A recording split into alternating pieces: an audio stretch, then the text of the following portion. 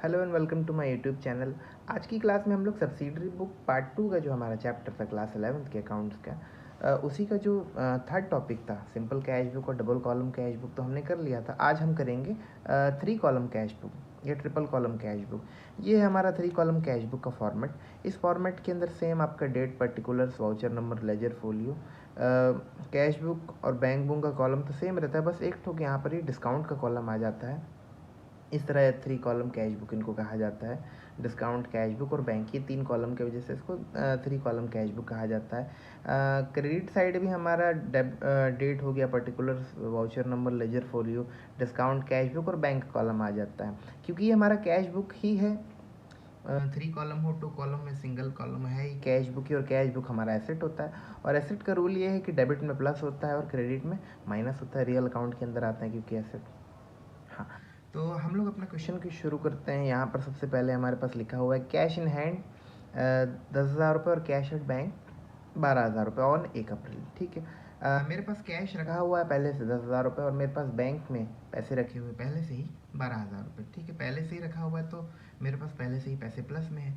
पैसे मेरे पास प्लस में है तो उन पैसों को मैं डेबिट साइड में लिखूंगा टू बैलेंस ब्रॉट डाउन करके। ठीक है, और डेट डाल दूंगा मैं 1 अप्रैल, 1 अप्रैल।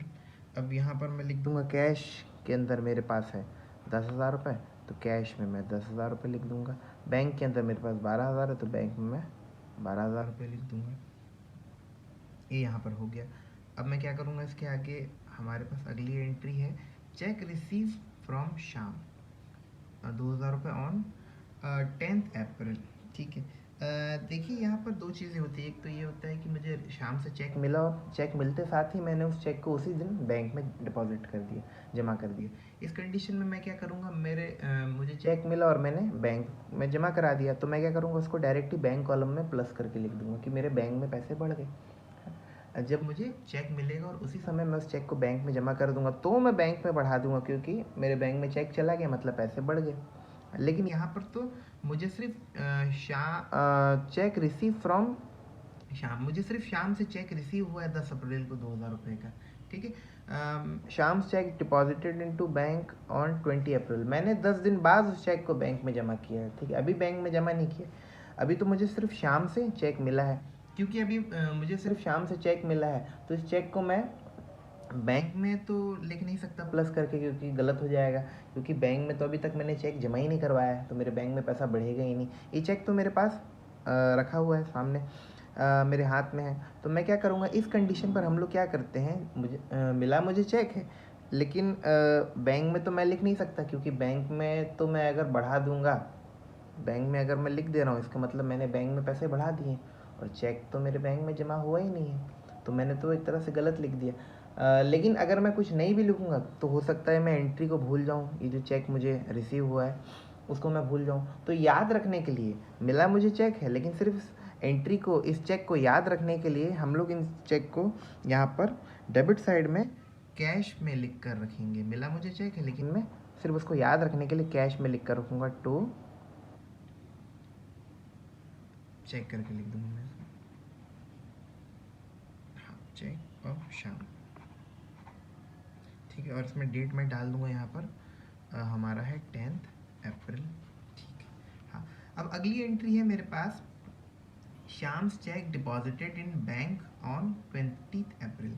20 तारीख को ये जो मुझे पैसा मिला था इसको मैंने बैंक में जमा करवा दिया। ठीक है, तो मैं क्या करूँगा यहाँ पर, सबसे पहले तो जब ये मुझे चेक मिला था तो मैंने इस चेक को याद रखने के लिए कैश में प्लस करके लिख दिया था, कैश में लिख कर रखा था। लेकिन अब इसी पैसे को मैं बैंक में जमा करवा रहा हूँ तो मैं क्या करूँगा, इस पैसे, ये वाला पैसा तो मेरा, ये वाला चेक तो मेरा कैश बुक में लिखा हुआ है, तो सबसे पहले से मैं कैश बुक से ये अमाउंट निकालूंगा और इस अमाउंट को बैंक में प्लस करूँगा, कैश बुक से माइनस करूँगा और बैंक में प्लस करूँगा। ठीक है, तो मैं इस अमाउंट को 2,000 रुपये को कैश बुक से माइनस कर देता हूँ, मतलब माइनस वाली साइड में मैंने लिख दिया, तो कैश बुक से 2,000 रुपये माइनस हो गए और 2,000 का चेक माइनस हो गया, और यही 2,000 रुपये का चेक मैं बैंक में जमा करा दूंगा तो मेरे बैंक में पैसे प्लस हो जाएंगे 2,000 रुपये। ये हमारी एंट्री हो जाएगी। हाँ, ये कैश वाली साइड में मैं टू बैंक करके लिख दूंगा और ये जो बैंक में मैं जमा कर रहा हूँ यहाँ पे मैं टू कैश करके लिख दूंगा। और इस एंट्री में मेरे कैश और बैंक दोनों में फ़र्क पड़ रहा है एक ही एंट्री में, इस वाली, तो मैं यहाँ पर काउंटर एंट्री करके सी दोनों साइड में लिख दूंगा। अब हम लोग बढ़ते हैं अगली एंट्री। हमारे पास लिखा हुआ है कि paid to Rohan by cheque 950 रुपये एंड रिसीव डिस्काउंट। ठीक है, रोहन को मैंने चेक से पेमेंट किया। चेक से पेमेंट किया मतलब मैंने बैंक से पैसे दिए, तो मेरा बैंक माइनस हो गया। तो माइनस वाली साइड में मैं बैंक में लिख दूंगा कितना पैसा दिया मैंने रोहन को, 950 दिया और 50 डिस्काउंट मिला। मतलब मुझे रोहन को 1000 रुपये देना था, 950 रुपये मैंने बैंक से उसको पे कर दिया, 50 रुपये मुझे डिस्काउंट मिला। डिस्काउंट मेरे लिए इनकम है तो क्रेडिट साइड में, ये इसी साइड पे मैं लिख दूंगा।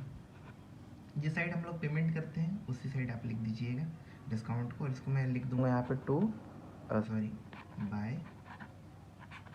बाय रोहन करके, और इसमें मैं डेट डाल दूंगा आपका 21 अप्रैल।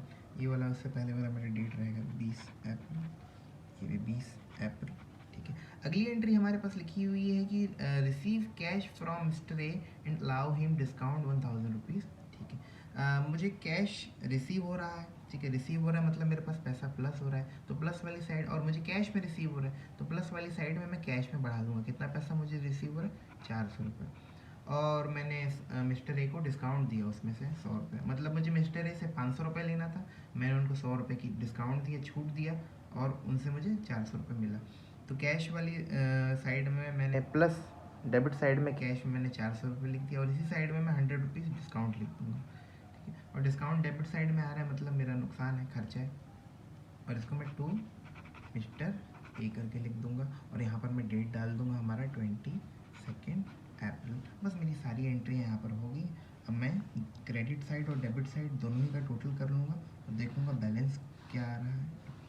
ठीक है, तो डिस्काउंट का हम लोग कुछ नहीं करते, यहाँ पर डिस्काउंट 100 रुपये है, तो यहाँ पे मैं लिख दूँगा, टोटल नहीं किया जाता है, मतलब बैलेंस नहीं निकाला जाता है इनका। यहाँ पे 50 रुपये लिख दूंगा मैं। अब कैश वाली साइड को मैं देखूंगा दोनों तरफ। यहाँ पे कैश मेरे पास था पहले से 10,000, फिर 2,000 और हो गए, 12,400 रुपये, और यहाँ पे तो मेरे पास सिर्फ 2,000 रुपये, तो मैं क्या करूँगा 12,400 रुपये दोनों तरफ लिख दूँगा, क्योंकि 12,400 बड़ा अमाउंट है। ठीक है, 12,400 मैंने यहाँ पर भी लिख दिया, यहाँ पर भी लिख दिया। यहाँ पर तो 12,400 है पूरा पैसा, लेकिन यहाँ पर 12,400 नहीं है। कितने का फ़र्क है, 10,400 रुपये का फ़र्क है। यहाँ का बाय, ये जो फ़र्क आ रही है, जो कमी आ रही है, इसी को हम बैलेंस बोलते हैं, तो इसको मैं बाय बैलेंस कैरी डाउन करके लिख दूंगा। अब मैं देखूंगा बैंक में मेरे पास कितने पैसे हैं। पहले से मेरे पास 12,000 रुपये था, उसके पास 2,000 और आ गया, तो ये 14,000 हो गया। यहाँ पर सिर्फ 950 से बड़ा अमाउंट ये है 14,000, तो इसी 14,000 वाले अमाउंट को मैं डेबिट और क्रेडिट दोनों साइड में लिख दूंगा।